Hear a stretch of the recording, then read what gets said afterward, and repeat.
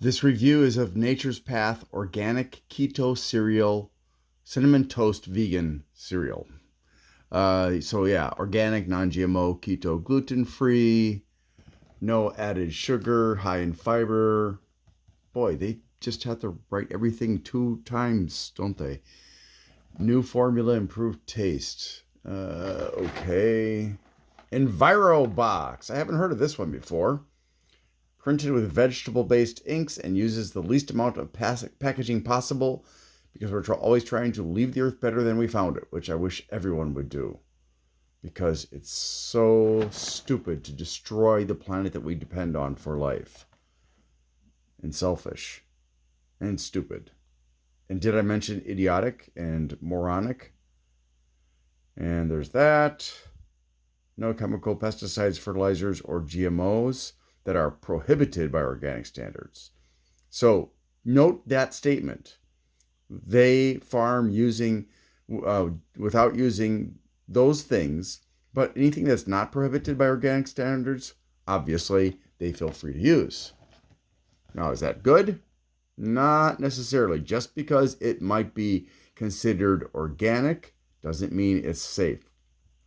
21 grams of carbs with a net carbs of 5. And there's this another statement. Good. They're really good on making these statements. Natural sweeteners like erythritol and monk fruit. Okay. Of course, some people will say that that's not natural either, but hey. Certified by QAI. It's also kosher. And it contains coconut. Great. Absolutely not great. Alrighty. So half a cup with skim milk. Half a cup of skim milk with a cup of the cereal. 2.5 grams of fat, of which 2 are saturated, no trans fats. 2 milligrams of cholesterol.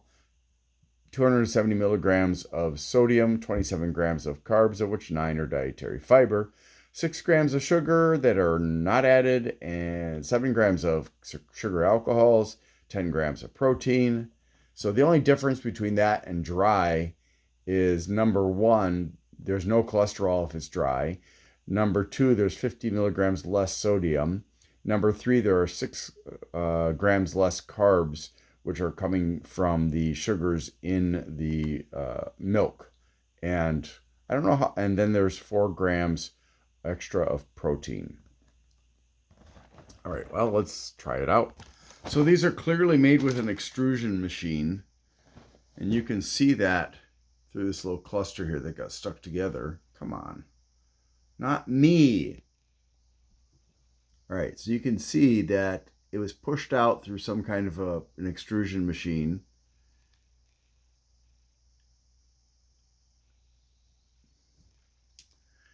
Let's taste it.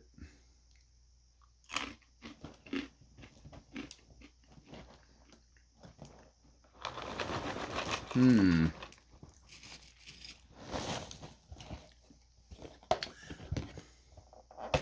kind of got a funny taste. I'm not sure. I'm gonna put my almond milk on it and give it a minute to soak in, and then see what it's like. Okay, I just want to make it clear that I'm using this cereal with another cereal, so the milk is not soaking up the full flavor of this. It's also getting the flavor from the cereal that's underneath. I have been away from my computer, from here, for like 20 minutes, and there's, maybe because they're sitting on top, but they're still crunchy. And they still have this,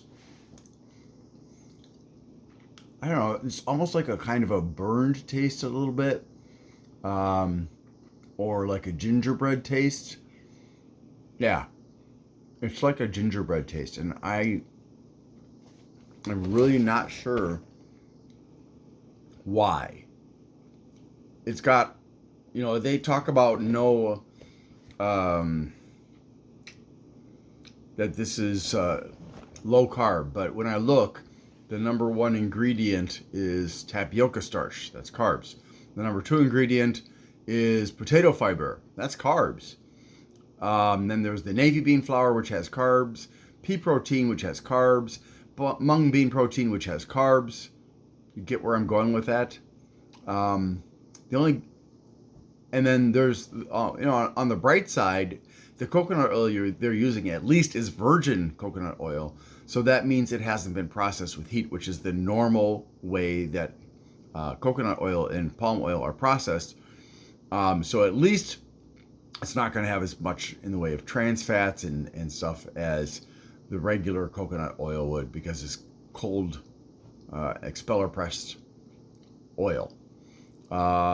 It does also have psyllium seed husks, which is a source of fiber. Now, whether they are ground up or they're whole, that will make a difference as to the impact they have both on the product and how the product interacts within your body. But yeah, I really don't see an explanation, because it only talks about cinnamon, sugar, vanilla, and salt. Aside from the erythritol and monk fruit extract. Erythritol there's a lot of because it's very cheap. It's also mildly sweet. And then there's the monk fruit extract, which is the last thing on the list, and that's a very strong sweetener, and there's a little of it. So 21 grams minus 9 for the dietary fiber and 7 for the sugar alcohols leaves 5 grams of carbs per cup.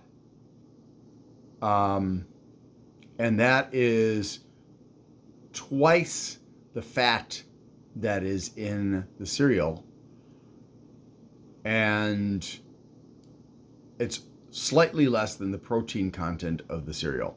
So if we're talking about keto, and I'm not just trying to pick on this brand, I usually forget to talk about this, but if we're talking about keto, I don't see how this is keto, because keto should have lots of fat, and a reasonable amount of protein and very little carbs. And this is a little bit of fat and a moderate amount of carbs and protein. So yeah, it doesn't really make sense to me. And the flavor tastes more like gingerbread than it does cinnamon, and a gingerbread cookie, that is. So as far as the taste is concerned, for me, I would give this a 3, because it's not at all what I expected. I mean, I can barely taste the cinnamon in it. Now, on its own merits, if I were looking for a gingerbread cookie cereal, yeah, I'd get this. And I would say that, let me just try it one more time. Still crunchy.